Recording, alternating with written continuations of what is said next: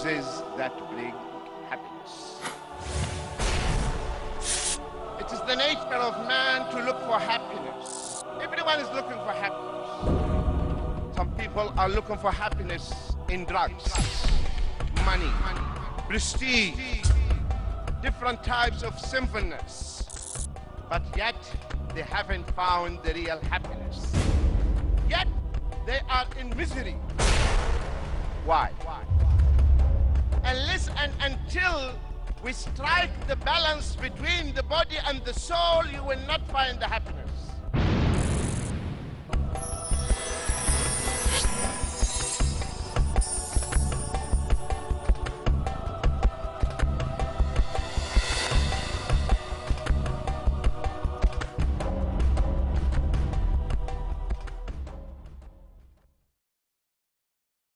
Cause number 4, my dear brothers and sisters, face, this is another cause, that we have to face and meet the unfair criticism bravely. People will criticize us. People will insult us. People will say bad things about you. We are not better than Allah or His prophets. The fools, they have insulted Allah, right? They insulted Allah, the fools. They insulted the messengers and prophets. We are not better than the prophets of Allah, alayhim salam. So when the fools say something, just ignore it and carry on. And I want to share with you this story as well. We have in the Arabic literature a legendary character called Juha. Legendary character. Some people, they say, it was factual, not legendary. He said one day to his son, my son, don't listen to what the people say. Because the people, they will talk about you at all times. Even if you didn't cause them any harm. And today I will prove it to you. He said, okay. They came out with their donkey. Juha, his son, and their donkey. All of them are walking. But he said to his son, listen to what the people say. He said, okay. They passed by a group of people. They said, those people are crazy, are mad. They have a donkey and no one is riding it. He said, count it. This is the first one, okay? Fine. He said, now you ride the donkey, I will lead the donkey. They passed by another group. They said, the child is undutiful, has no manners. He's riding and the old man is leading. No manners, no adab. He said, now come down, I will ride. And listen to what they are saying. They passed by a third group and they said, this father has no rahmah in his heart. The little child, poor child, is walking and he is riding. He said, have you heard them? He said, yes. He said, now let us ride the donkey, all of us. And listen to what they are saying. He said, the father and the son, they have no mercy in their hearts. They are overloading the poor donkey. They said, okay, have you heard them? He said, yes. He said, what is left? Let us carry the donkey. Let us carry the donkey. They carried the donkey. Did they leave them? No. Those people, they lost their sanity, they said. Instead of the donkey carrying them, they are carrying the donkey. My dear brothers and sisters, the people will not leave you. So forget about what they are saying. Imam Ibn al-Qayyim, he said, rahimahullah, he said, which is faster? The rabbit or the dog? The rabbit or the dog, which is faster? The rabbit. Yet, the dog catches the rabbit. True or not? The dog is slower, the rabbit is faster, yet the dog catches the rabbit. Why? Because the rabbit runs and stops and looks back. Okay? So we should not behave like the rabbit. Carry on. You know your target. We have no time to waste. Let the people talk. Say whatever they want to say. Don't waste time. People will consume your time. So that is cause number 4. Cause number 5. Face the unfair criticism with bravery and don't care about what the people say. Shaykh al-Islam ibn Taymiyyah also, he said something beautiful. He said you will not reach, listen to this, he said you will not reach the true station, the station of the true ikhlas, listen to this, of the true ikhlas, till those who praise you and those who dispraise you, they are the same. What does it mean? Someone praised me, mashallah, tabarakallah, super, super. Oh, I feel good. Someone comes and he is impartial. Say, jazakallah khair, but you know, this point, this point, this point, you should have avoided them. There is room for improvement. Which one I will like? The one who praised me, my head grows, mashallah, and I think I am Shaykh al-Islam ibn Taymiyyah, Imam, when I'm nothing. Huh? But the one who really loved me and advised me, I try to defend myself, and I get hurt inside. So the true mukhlas is the one who praises him, the one who dispraises him, the same. We do things for the sake of Allah, and that's it. Don't think about what the people they say, whether they praise you or dispraise you. Then inshallah you will really actualize the ikhlas in your life. Number 6, expect not appreciation from people. Don't do things for the people. If you do something khair, something good, do it for the sake of Allah, my dear brothers. For the sake of Allah, do it. Don't expect the people to thank you. No. Though, of course, Islam teaches us when someone does me a favor, do something good for me, what should I say? Jazakumullahu khaira. Aisha radiallahu anha, whenever she sent sadaqah, food or something, she would tell her slave girl, listen to what the people say. And the slave girl would come back and she would tell Aisha, they said this, they prayed for you. So immediately Aisha radiallahu anha, she would pray for them. She prays for them and say, this dua for that dua, and I want the reward of the sadaqah from Allah. So that is when you do things only for the sake of Allah subhanahu wa ta'ala. Number 7, we have to be kind to all. Be kind to everyone.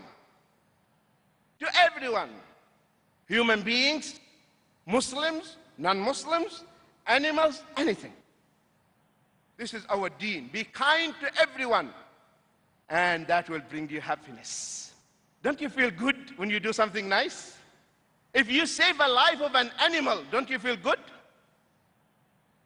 So be kind to everyone. And all of you know the hadith, the prostitute, a prostitute. Just because she gave water to the dog, Allah forgave her sins. So be kind to everyone.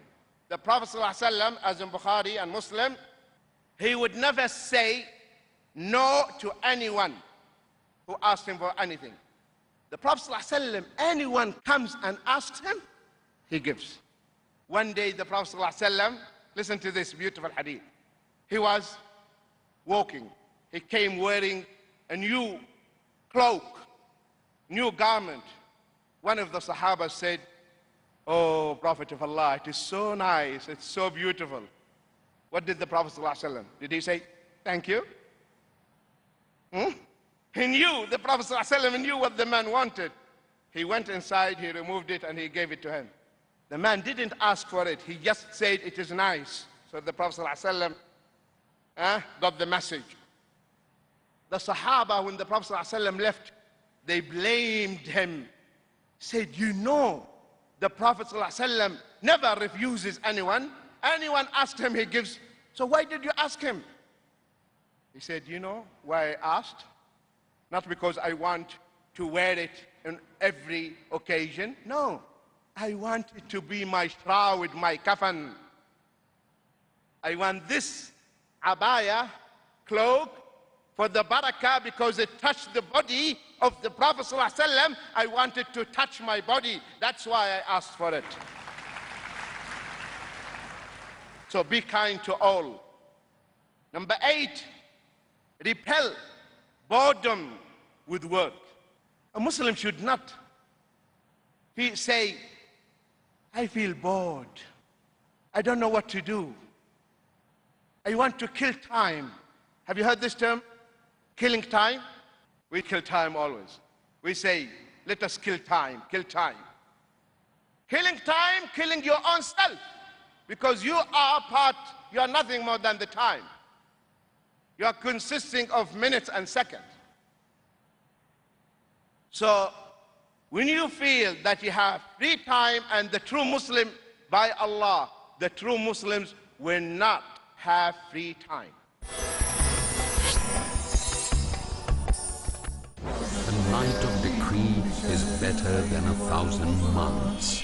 The benefits of worship and the vigil in the night of power. Ramadan, which is the topic of the show. Do you have any advice for our viewers? Asad Ahmad. Especially in the blessed month of Ramadan. The Ramadan is the reminder of rectifying our behavior. Dr. Ali Shaban. Ramadan is a unique opportunity for every Muslim. And the reasons behind this revelation and its power emphasized as the human heart transcends towards godly glory. If you apply Ramadan to the rest of the year, Tariq Ali. Surely you are going to be much better in all fields, all aspects. And the gratitude of the soul reaches out to worship the Almighty One on this esteemed night. Just to stick more and more of the time to the Holy Quran. Dr. Muhammad Ibrahim. This is my advice to all my Muslim brothers. Let's strive to seek the night of power and its bliss in Blessed Nights today at 4:30 p.m. and repeat telecast at 3:30 a.m. Saudi Arabia on Peace TV. Where truth is hidden, misleading quotations create confusion. Where truth is hidden, lack of knowledge and wisdom cause upheaval and commotion. Where truth is hidden, manipulated scriptures and twisted facts emerge. This very hidden truth creates false propaganda, mayhem, chaos, disorder, and turmoil in our lives and the world order. But is there anyone with courage and wisdom? What is the truth, and who has the courage to expose it?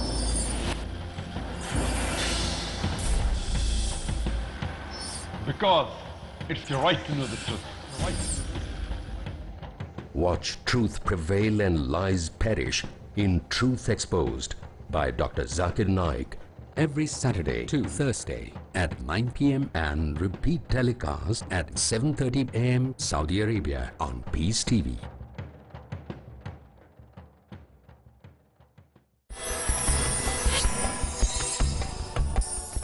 One of the Imams of Hadith, he used to tell his wife, and I said this many times, when you make my food, please, please make it liquid.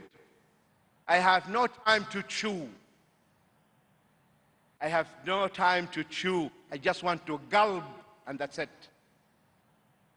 The grandfather of Shaykh al-Islam ibn Taymiyyah used to tell his son, my son, when I enter the toilet, I cannot take my book inside, so I cannot read.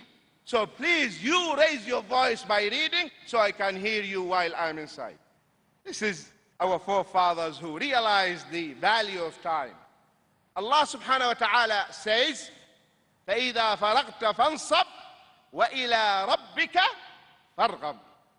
Therefore, when you are free, still labor hard, do more good deeds, and to your Lord turn all your attention. In Surah Al-Sharh, Surah 94, verse 7 to 8. And Prophet Muhammad sallallahu alaihi wasallam says, there are two blessings which many people lose. They are health and free time for doing good. These are two blessings, health and free time. When you have time, don't waste your time. Utilize it in doing good deeds.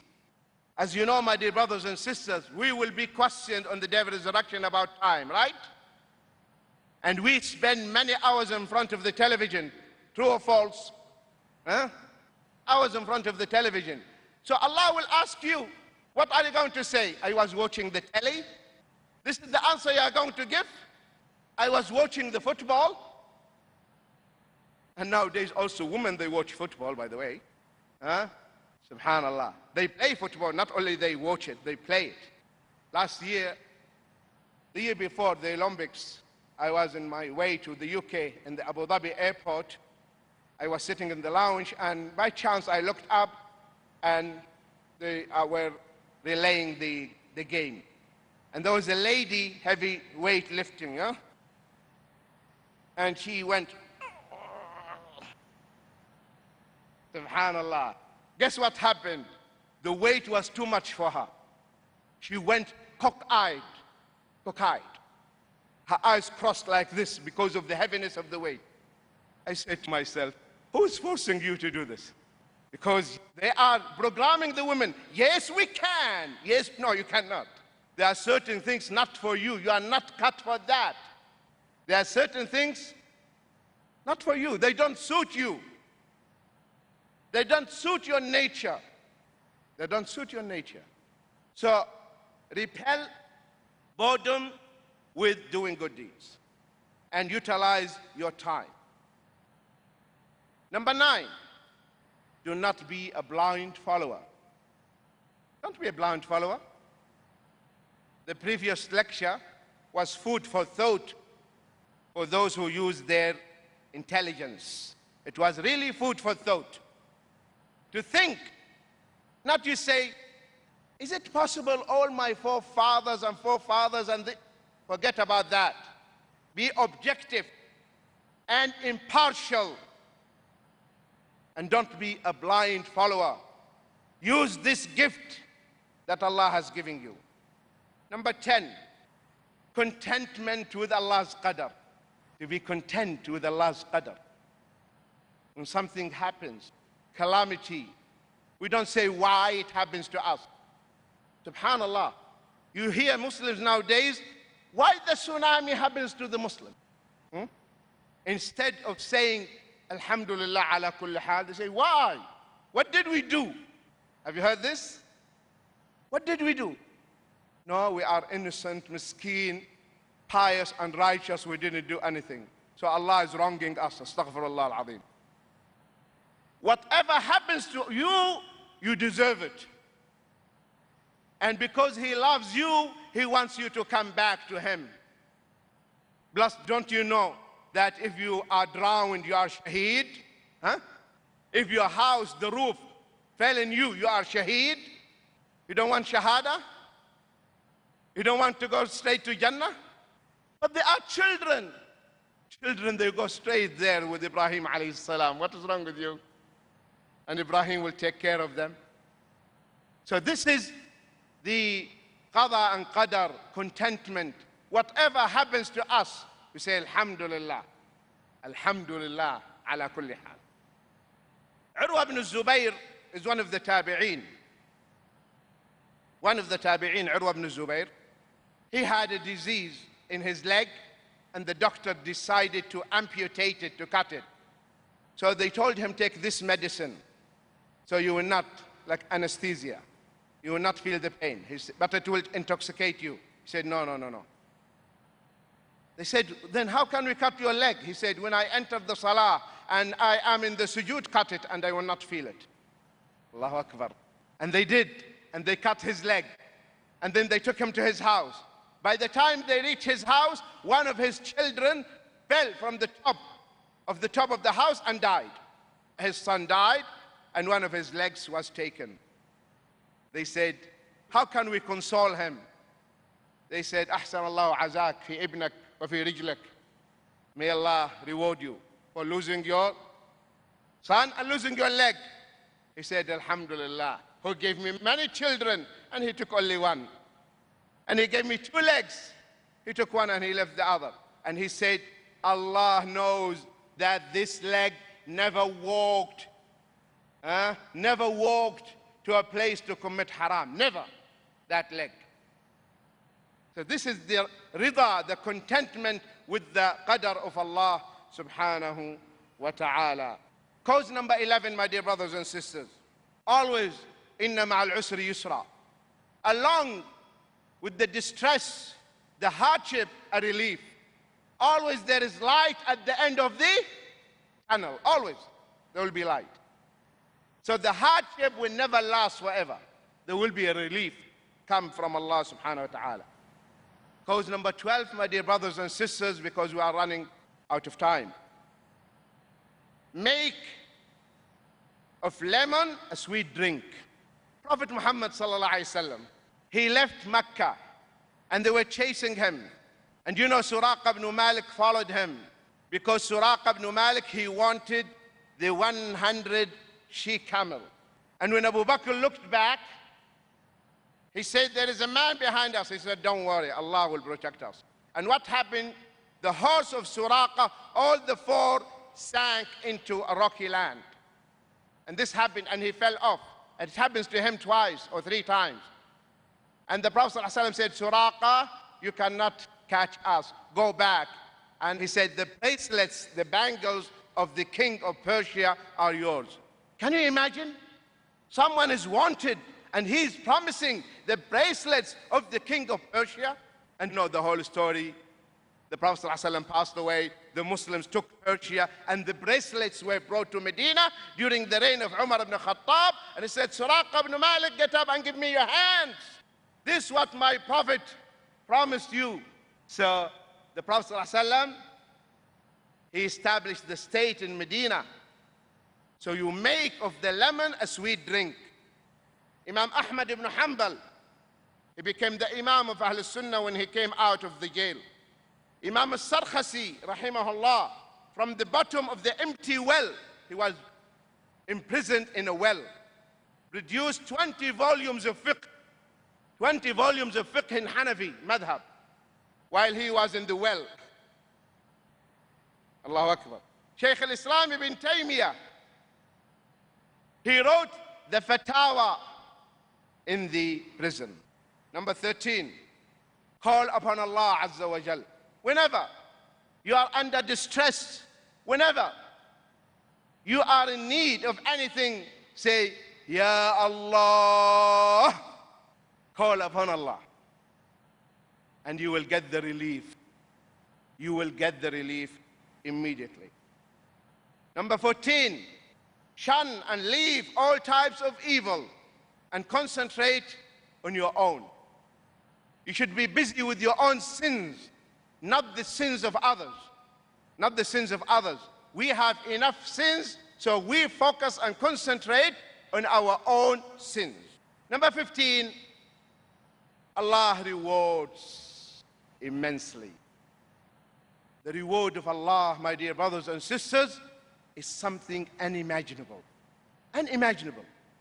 Subhanallah. You know that the Prophet ﷺ said, if someone prays the Fajr and sits in the masjid until the sun rises and he prays 2 rak'ahs, it will be written for him the reward of Hajj and Umrah. You can do Hajj and Umrah every day, see the reward of Allah. So Allah gives abundantly with no limits. So when you keep this in mind, this makes you feel happy.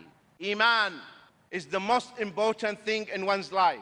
As long as you have the Iman, my dear brothers and sisters, don't worry about anything. The problem is when you lose your Iman. The problem when you lose the Iman, you lose everything. So the most precious thing in your life is the Iman. So maintain your Iman and keep your Iman. Number 17, pick the fruit and leave the thorns. What does it mean? Take the fruit. Take what is beneficial. This alim, he's not perfect, and there is no human being who is perfect. Learn what is good from him and leave his own shortcomings and his own mistakes. But if we try, only will take from one who is perfect, you will never find anyone who is perfect. So take what is khair, what is good, and leave what is wrong. Number 18, Allah's remembrance. Dhikrullah. Dhikrullah. Allahumma inna ala dhikrika wa shukrika wa husni ibadat. My dear brothers and sisters, keep your tongue busy always with the remembrance of Allah. Indeed, that is the food for the hearts. That's what keeps the heart alive. May Allah keep our hearts always alive. Wassalamu alaikum wa rahmatullahi wa barakatuh. Jazakallah khaira, our dear Sheikh Salem Al Aamry.